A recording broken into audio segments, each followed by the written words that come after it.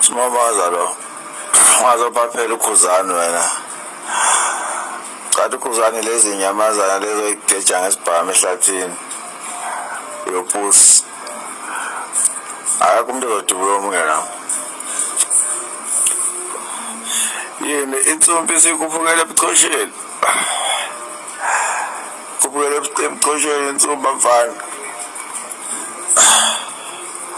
Yako impilo insizwa ungazogwajisa ukhuzana ungazomuphaphela nje unkosikhona ungazophaphela unkosikhona mpungose wena. Usho kanjalo-ke laphana uSimomoza ekhuza impi yebhamu-ke laphana emculweni wengane zakwethu. Ngiyafisa ukwazi ukuthi wena ngabe kuthini okwakho ukuphawula. Ke sidibane kwi-comment section ngizwe ukuthi wena ngabe kuthini okwakho ukuphawula ngalolu daba. Ngiyacela ucindezele subscribe, cindezele nebell ukuze uzothola ama-notification njalo uma siposta ivideo entsha.